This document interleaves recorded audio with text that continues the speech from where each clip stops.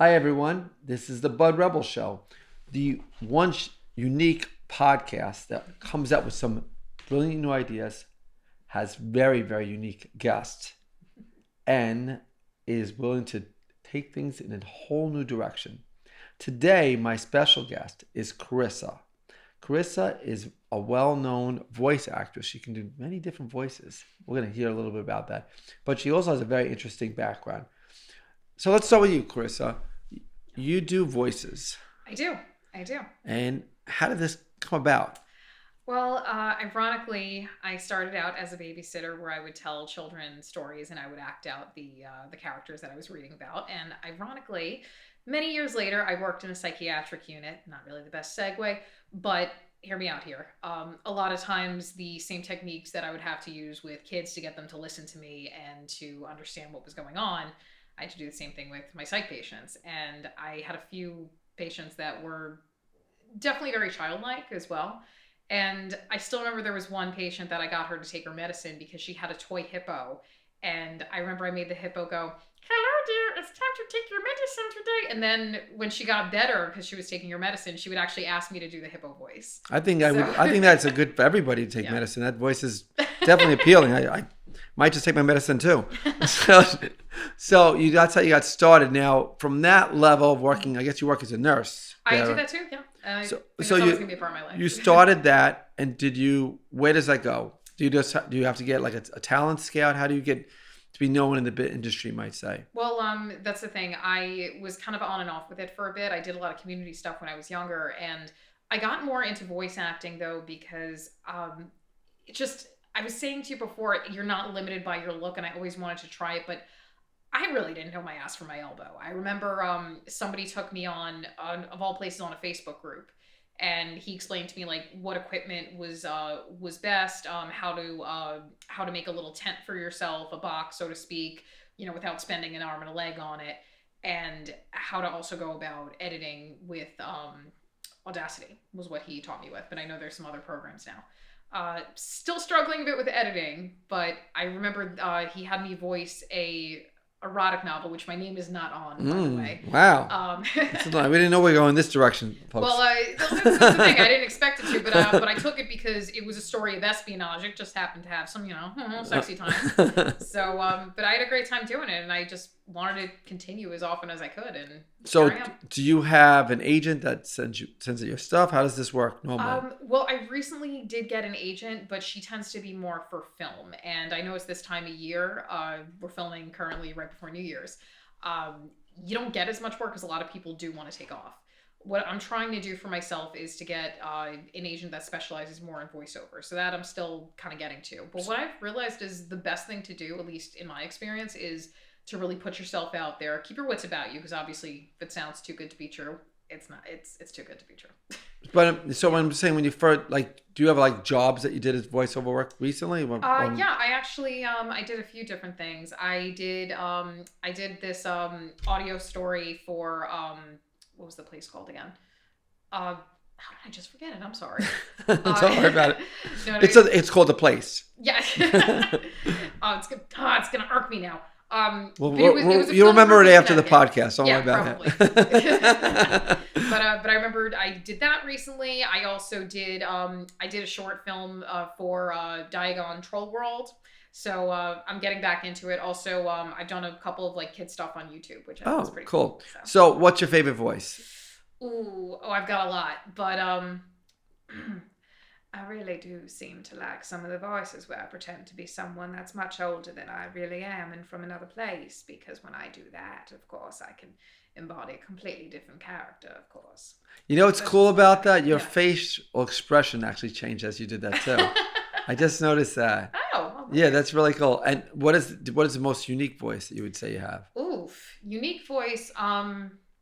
Gonna put me on the spot here. I think my most unique voice is Let's hear it. I don't need to tell me. Let's hear it. Welcome to Fantasy Island, where all your fantasy dreams come true. I speak like this like I'm a Russian woman because I dated a Russian boy years ago, and I do this to annoy him. And He seemed to hate me for it. The damn Russians break my heart every time. You gotta be careful, the Ukrainians with that voice. So you also told me you're a nurse too. I am. That's how you make, I guess you make your monies for this right now. It's my survival job, but it's Right. also something that I really enjoyed. COVID kind of kicked my butt. Not even gonna lie, but I'm one of many healthcare workers that have said that. So you worked during COVID. Yes, I did. And Yes, I did. and that was, nobody knew what was going on then. Nobody did. It was very much a shit show. Yeah. And where did you work at? What hospital you worked at? Staten Island University Hospital. Wow. Yeah. So I mean, it was just guesswork basically. It was it was a lot. It was a lot, and the hours probably exhausting. You know, honestly, there are people who think at that time, my whole philosophy on who's the hero changed. Because it was like everyone was like caring about who hit a stupid ball, who sang a song. People like you came in and saved lives. And honestly, no, but that should never be taken away. I mean, you didn't even know what you were going to face. Nobody knew. And I mean, I don't know, maybe some colleagues didn't make it through. I don't know if you got sick during those times with COVID yourself. Ironically, I didn't get sick with COVID until summer of this past year. Wow. I'm not quite sure how I got it. The only thing I could assume is that they started mixing patients in our unit, which we were all against, where we would have some patients that were not COVID related, some patients that were, and we would have to keep them closed up in one of the rooms. And I remember we had a couple patients that were fairly able-bodied, and they would just run out and be like, I don't want to stay here, I want to go home. Like, they didn't have their mask on or anything. And of course we had to tell them like, no, please, you can't be out here right now. And that's the only thing I could assume probably where I got it from, because I was being very careful otherwise. And even when I did go out and socialize, it was more like outdoor places or hiking. You know, I don't to this day can fathom it because my father passed away. I don't believe from COVID. Like a month before that, my brother came to see him. He lives by himself. Oh. And we did a test. He wasn't feeling well. No COVID. Yeah. 2 days later on Sunday, I come to see him. COVID. Oh. Nobody's seeing him. I mean, that we know, really. And so how does he get it? Does it come to the air condition? It's a very strange thing. What really irked me personally with the whole COVID thing is the government made these decrees that were so like definite. And they didn't know. They had a definite degree, wear a mask. But it wasn't just any mask. You wore a cloth mask, you might as well just breathe normally. Nothing. It's a waste of time. And then if you don't wear the mask right, it's a waste of time. People, I to this day, I see people wearing the mask like above there as a chin strap. That's also kind of why I wish, I don't want to get political here, but that's kind of why I wish. It's fine. We like political. That's fine. I kind of wish that more medical professionals would be in politics, because one of the things that I tried to tell people about all the things that were changing is that science changes quite a bit. Once we get new information, we're going to put it out there and say like, hey, guess what? We found out this. So what we originally thought may not be necessarily the case. When you think about it, at one point, people used to use leeches to take blood out of people. Right. You know? And also, what was it? Well, every day they change. Like, when this is good for you, then this is not good for you. We find out more things. And it's fine. Yeah. But the way that it was done is that this is the only way. The biggest thing with this vaccine, where you take this vaccine, you're not going to get COVID. And yet now it seems like people that took the vaccine are getting more COVID than not. And some people are getting sick. So it's like, I mean, I took the vaccines. I got to 3 and I said, that's it. But the point of the matter is, it's just so much information that was incorrect. Yeah. Never saying we're sorry. Never saying the information changed. Just constantly. And so the only one I trust doctors. Yeah. But I don't really trust the government with any of this stuff. You know, I got to like balance it all out, you know. That's why today, by the way, we have 10 water.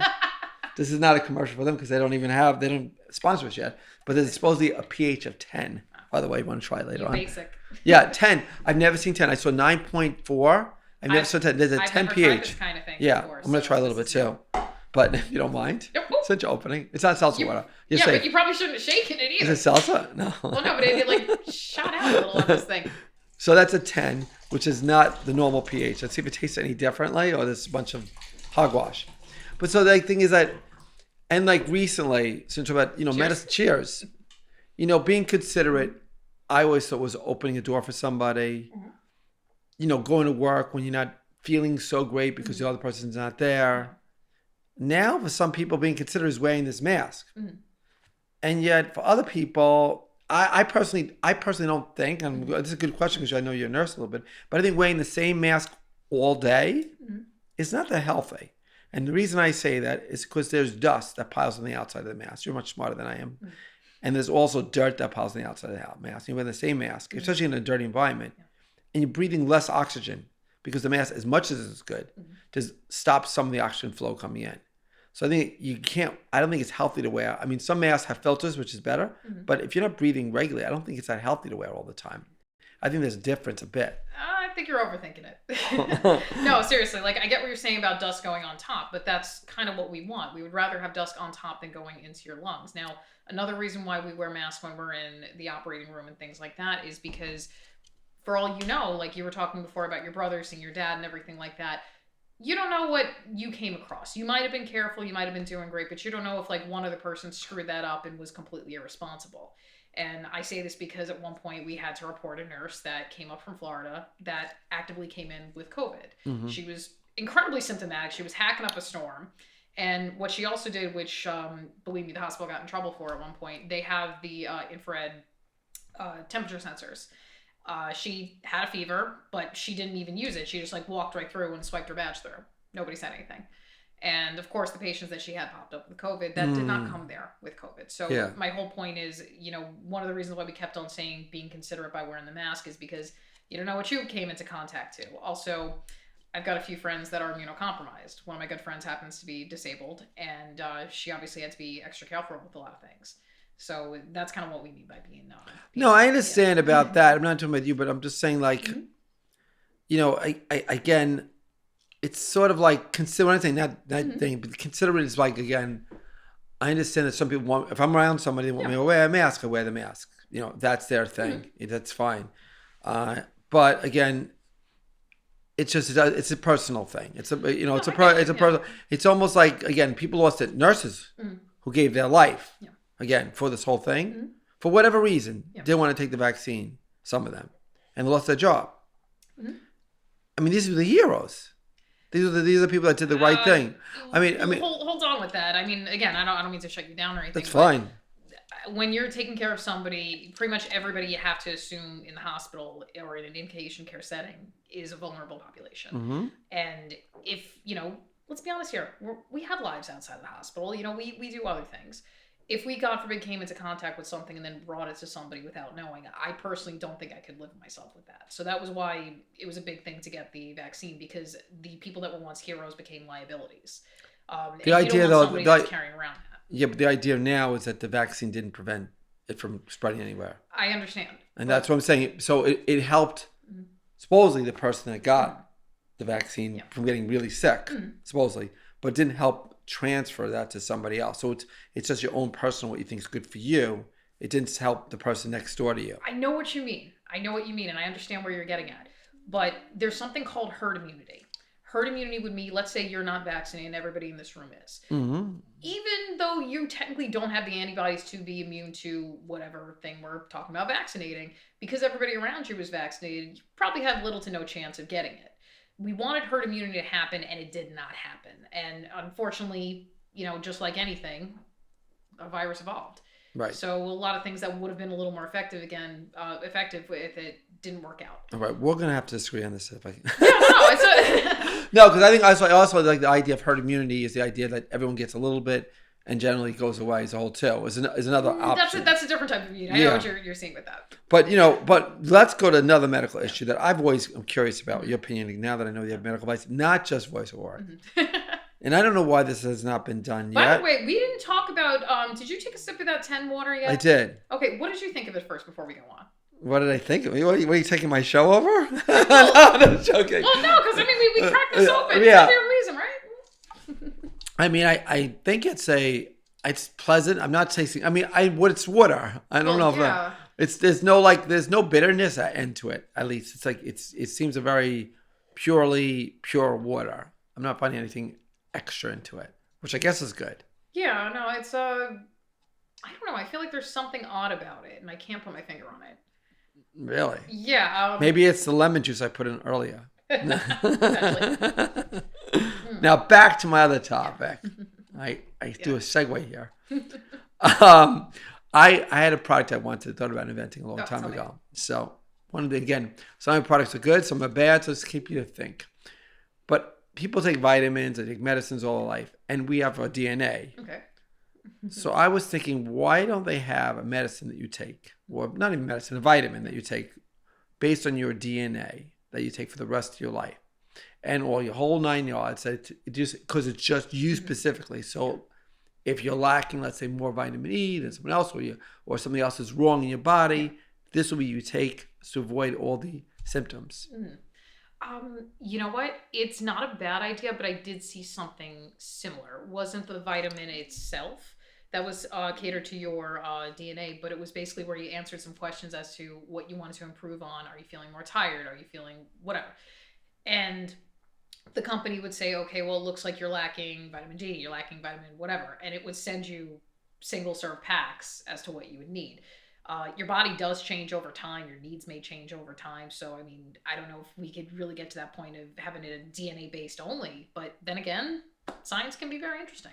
But not only that, but then you go to the extra level, maybe adding to that factor, maybe you do your blood, you send in the blood thing, and you do every a few months, and then they change the formula based on the other stuff going. That could be cool. I don't like I said, I don't think like we could have one pill itself that is specific to everyone's DNA. But I do think if, like you said, we maybe have some sort of test every couple of months or something. And we modify that same pill.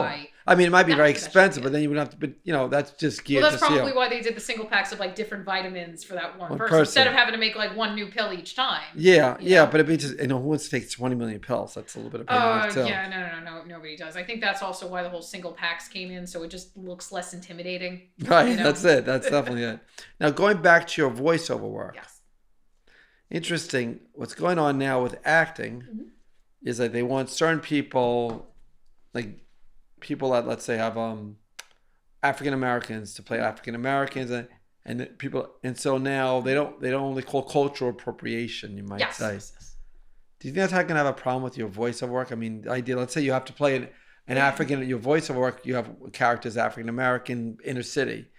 Now they're going to find it offensive that obviously, I don't know your heritage, but it doesn't look like you have African American heritage.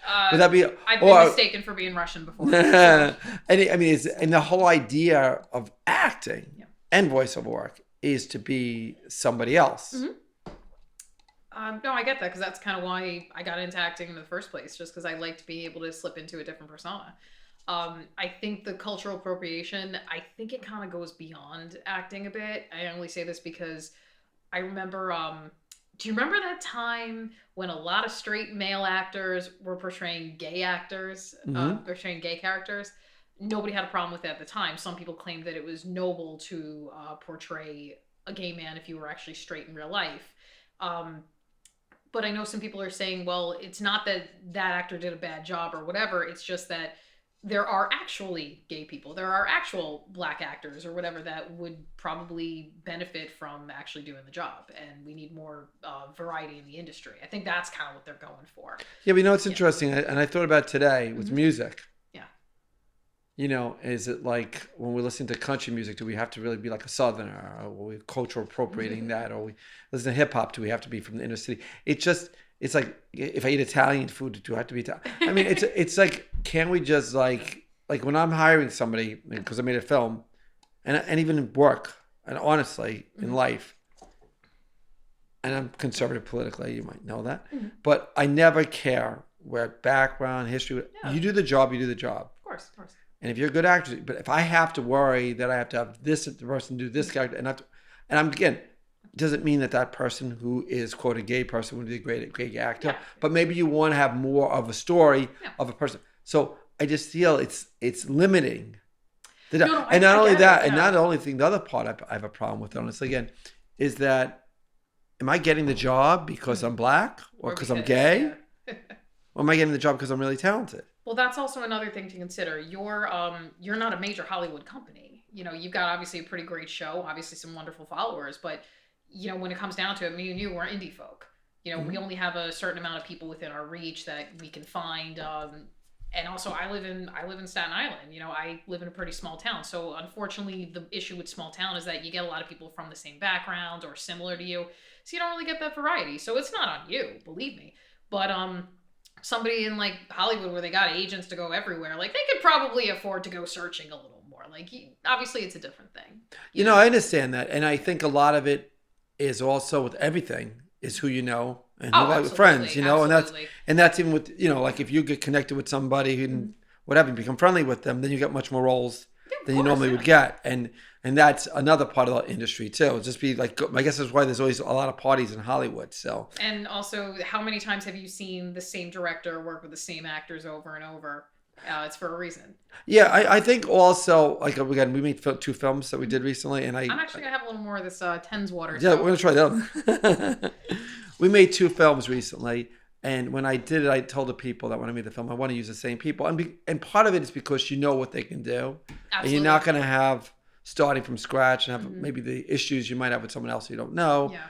so you know what their skills are. So that's another feature of why you would do that. You know, I mean, Someone it doesn't told blow. me reliability is a very big thing in this industry. Partially, yes, who you know, but also reliability because, like you Every said, industry. yeah, Yeah, that's the key. I mean, that's if you know someone's going to be there and all the time be with you. and you know That's you number can one. expect them to Right. deliver. Yeah, I remember that recently when I did a film that my first film all screwed up, and there was this guy that would sit in the car every day. Never always, just an extra. He would just sit there every day, just come in. The Okay. first one, so I gave him some lines because he was there. You know, he was actually there. He cared. He got the role. You know, just that's it. You know, and it's funny because people they want something Mhm. a lot of times, Yeah. but once they get it, do they really want it afterwards? You know, that's How many sometimes people change have it. you given something to and you realize like, yeah, they wanted something, but they didn't want the work or responsibility to keep Exactly. it going, you know? Now, how about this one? How about this for you? Now, so you do voiceovers, I do, right? I do, yeah. So one of my other ideas I have, similar Tell to me. very interesting, Mhm. is dog TV with a channel just for dogs. Okay. So I don't know whether dogs like certain voices. I think they do. They like high pitched voices.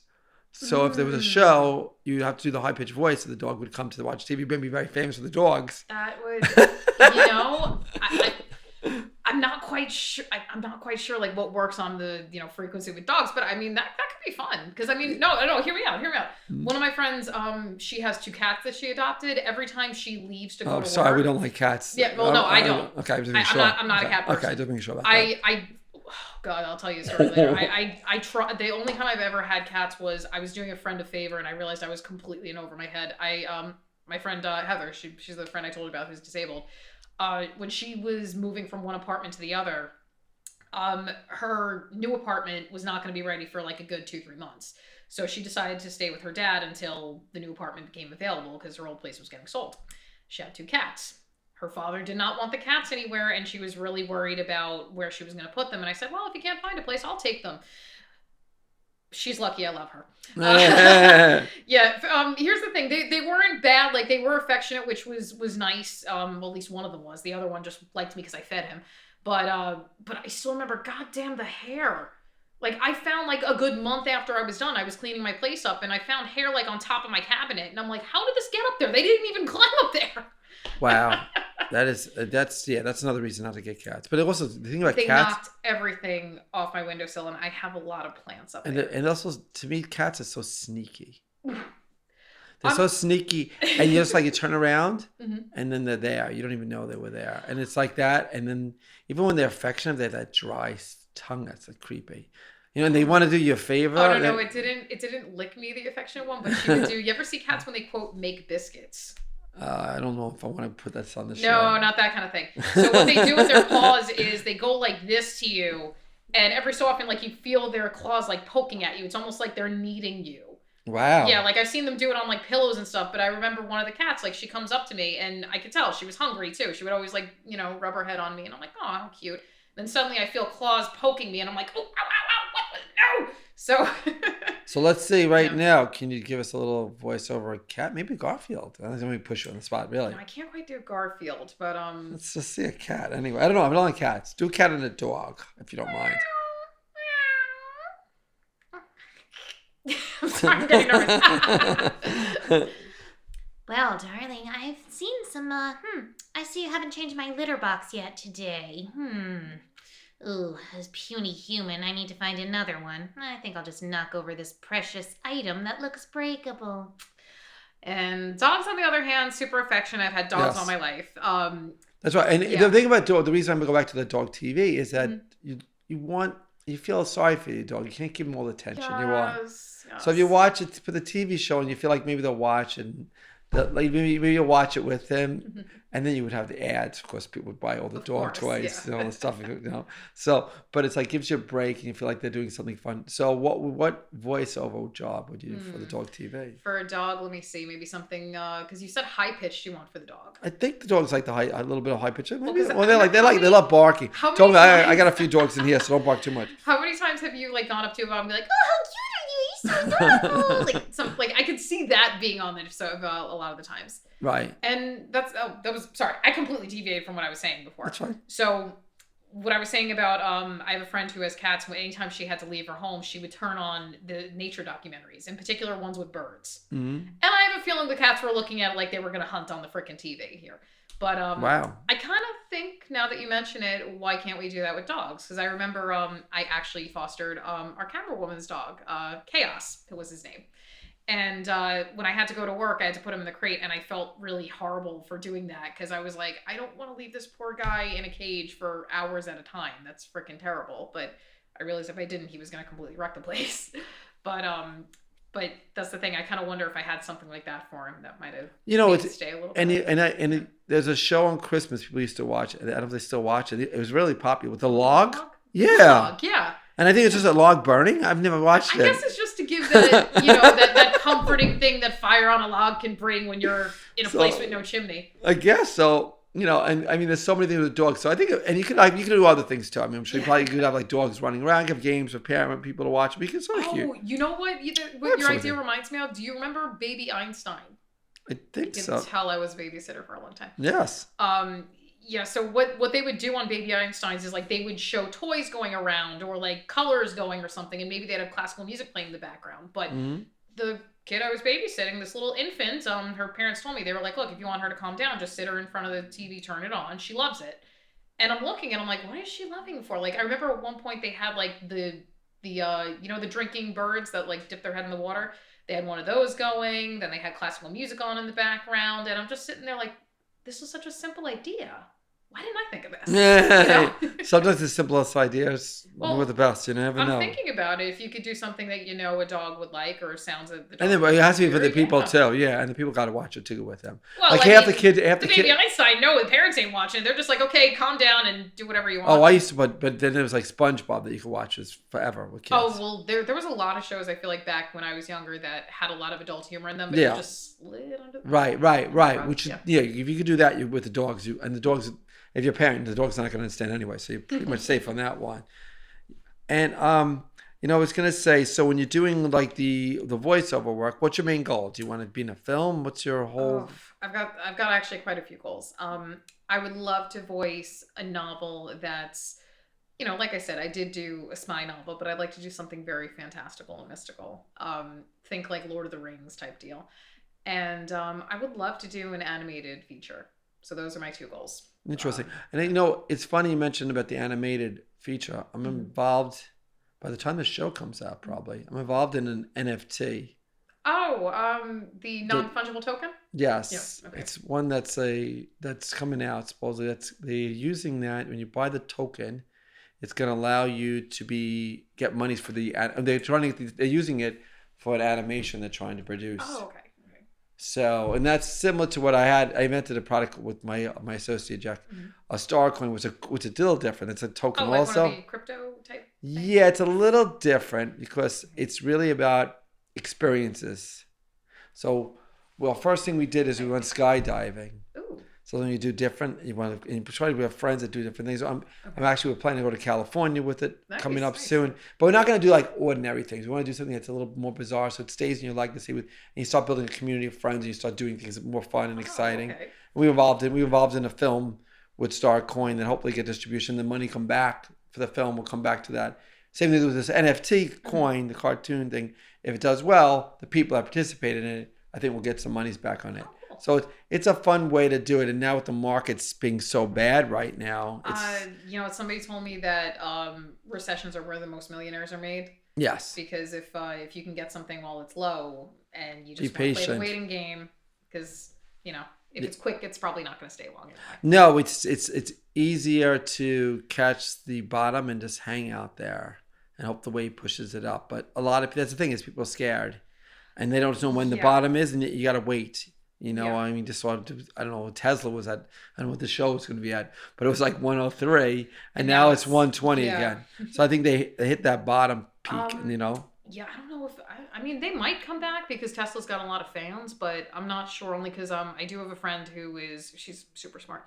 She works for GM. She does a lot of technology based things. She's a software engineer. Mm-hmm. And I asked her at one point, if I ever got money, should I buy an electric car? And I said, which one? And she goes, anything but Tesla. And I was like, oh, why? And she goes, no, trust me. She started naming all the things that were going wrong with it. And I'm like, oh, okay, I guess I'll keep driving my beat up Honda.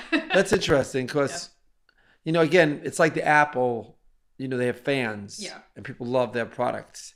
And so it's once you get that base that really loves your products and you keep coming out with that same thing. Oh yeah, it's hard.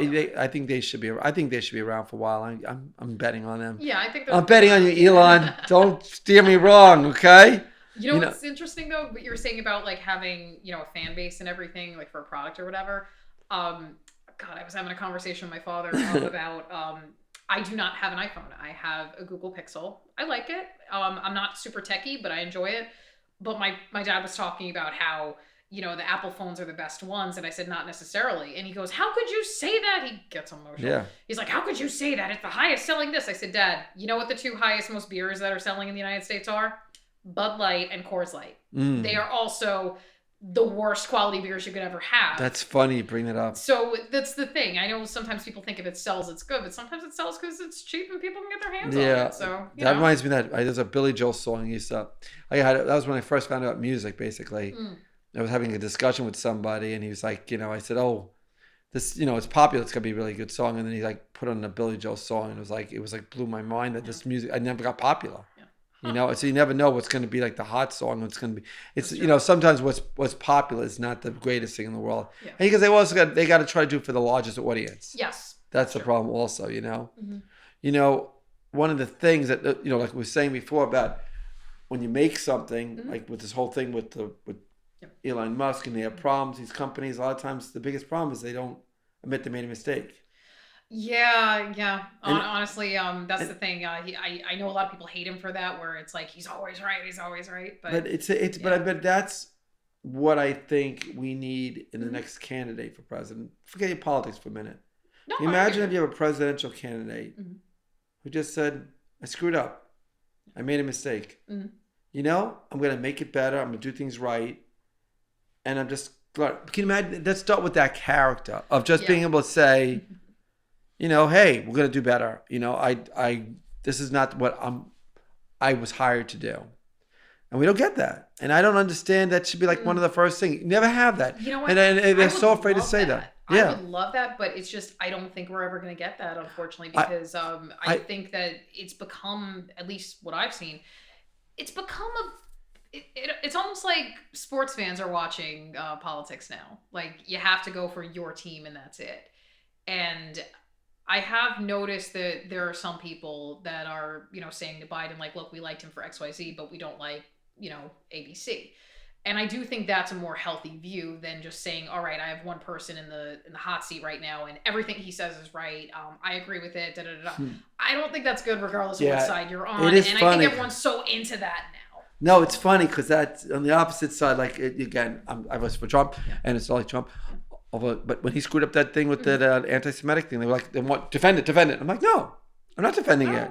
I mean, you had these people here. You shouldn't have had them. That was a mistake. He should have apologized. That was it. He should have said, I'm sorry. And that's one of the things. I'm just saying, it's so easy for me to say. The problem is, though, that if you say you're sorry, then maybe the other side grabs you and attacks you. But you know what?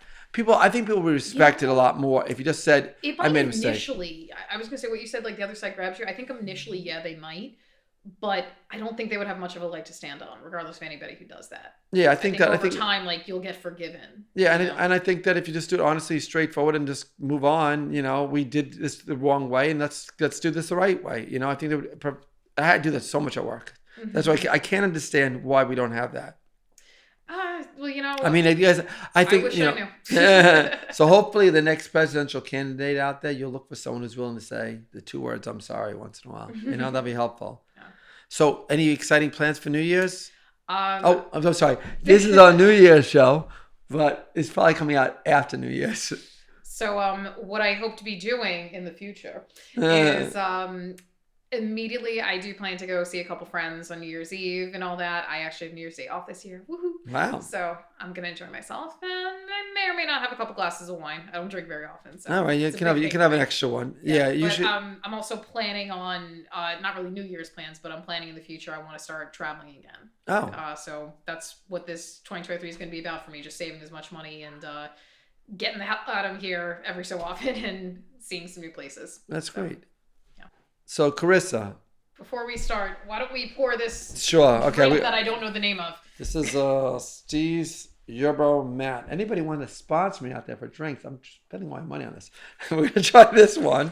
You know, if we ever decide to do this again, I did a lot of brand ambassador stuff with wines and stuff. So I'm sure L'chaim, they say. we yeah. can make it all fancy smancy if you want. Listen, I wanted to ask you if you don't get it too personal. I mean, we talked about being a nurse and with COVID. I've had patients tell me some very inappropriate things, so trust me. No. I just want to know. Yeah. I mean, it must have been torturous. I mean, I don't know when it began and people were dying around you. Yeah. How did you deal with that emotionally, and how did you? I mean, I don't know if you knew people that you. I mean, how did you deal with the whole thing? I mean, families were coming. Families weren't allowed to come in initially. I mean, how did you deal with that whole part of your life? Well, we did what we could. I know if we were lucky enough to discharge a patient, you know, I'm going to take a sip of this before I start getting all emotional. It's Ooh, good. That's Sweet drink. nice. Yes, I do like peach, so that's you good. already had me. But But one of the things that we did was normally when we're discharging somebody, we would have maybe the person who they're going home with, maybe the family around them, and say, hey, look, these are the meds you're going to take. Here's your follow-up appointments. Please go to them. Here's what you can and can't do post-surgery. Here's what you can and can't mix medication. You know, we do an education. I was doing that over the phone with a lot of people. Because we didn't want to, you know, we didn't want somebody to, God forbid, bring something in that we didn't know about. Because, you know, we were all scared. We were trying to err on the side of caution here. I freaking hate doing the post-mortuary care because I had to do it so many goddamn times. That's when you actually have to bag the body, clean it up, and everything like that. And, you know, there was one patient that I remember in particular, and that hit me so hard. He was starting to get dementia to begin with, but he kept saying that he wanted to leave because he was a father of 5 girls. He was a girl dad. And every day the family, one of the daughters would call around 10 o'clock. And one of my PCAs calls me and she goes, you got to get in here. And I was like, what's wrong? So I go up and she goes, I think he's dead. And I look and I was like, oh, fuck, he's dead. Like I was just so numb at that point where I was just like, God damn it, another one. And I said, okay, let's just get the kit. We're going to clean him up. We're going to fix him up. We're going to call the morgue to take him out of here. And then in the middle of when we were doing it, the phone starts ringing. And never in my life did I think a phone call was going to be like painful to hear. And obviously I'm looking at my PCA buddy, patient care assistant for those that don't know. And I just looked up. I was like, we can't answer that. We can't answer that. And we just had to let it ring. But God, I never thought something like that was what was going to like get me because I knew who was on the other end, you know? Yeah, I mean, that's the thing. It's just like, I guess you see it up front, you know, and I just had a recent passing of a very close friend of my family and stuff, but it just was weird because I haven't got like that emotional burn because it doesn't seem real because she just like one day she's fine, next day she's not. Yeah, it's different when you see him decline. And I didn't see anything. It was just perfectly, you know, healthy, you know, and then they're not there the next day, and it's like I'm not accepting the dead maybe in my head, except when you see the family. You know, that's the only thing. So I think heard that's why they do the open casket funerals because it almost gives you closure to see like they're there. Yeah, you know? I mean, it's just weird because I worked with this person for 30 years and now they're not there, and it's just like it's just a strange Shock thing. your system. Yeah, and I still, I guess, every time I go to work, I still think in some way that I'm gonna see her next to me, whatever. But it's just very, very odd. And you had to deal with that, and it's just like, and I mean that was so. I mean, there were a lot of at the beginning. Lost quite a few family members a little before and during. My grandfather actually died July of 2020, and Nobody could tell me different. He hung on just because he didn't want to die on my birthday. Wow. He was an awesome guy. Wow. I miss him so much. But funny story, because I cannot be serious forever. So just to give you an idea of the trauma that went through my family, my uncle died first, which was my nanny and papa's son, my mother's brother. And I kind of think that's what caused my grandmother to go into a big depression. You don't expect to lose your kid, especially when you just made 90. 6 months later after he died, she passed away. My grandfather held out for like 3 years after, and I could tell he was very lonely. He had his home health aide, Katie. That was his companion. He was not dating after that. I don't think you want to in your 90s. But wow, that's like a story of my father too. Yeah. Oh, I got to tell you about them. I could talk about them for hours. But I remember around the time we were burying my grandmother, my I can't believe this is gonna be a funny story. No, hold on, stay with me now. So my mom and dad asked them, like, do you want to keep the plots that you have where they are, or do you want to see if you could move it closer to where we had to bury our Uncle Gary? And my grandfather just casually goes, "Oh, well, we got those plots because it was close to the bathrooms." And I just remember my dad goes, "Whoa, wait a second! You picked where you were gonna get buried because it was close to the bathrooms?" And I just remember my papa was like, "Well, we figured we're not using it, but if anyone wants to come visit, like, the bathrooms are right there." I was like, "Oh God, even in death you're thinking of us. How sweet." Because I remember actually visiting my grandfather's grave, and I look and I'm like, the bathrooms are right there. It's very convenient. Very nice. Next time, maybe a restaurant too. He probably would, knowing him. So I wanted to end the note today to everybody that this New Year's, I pray that God willing, this will be a great New Year's. I know we've all been having difficult times in all different aspects of our lives. Some it's economically with the inflation and interest rates situation, and some emotionally, maybe losing a loved one. Or just things not moving the right way. And all I can say is that there's a new year coming, and God willing, things will be a lot brighter and happier, and you'll see success where you never thought it can happen. So keep your eyes open, and this is going to be a great year. Thank you for joining us for the Bud Rebel Show, and hope to see you soon again. Thank you. Bye-bye.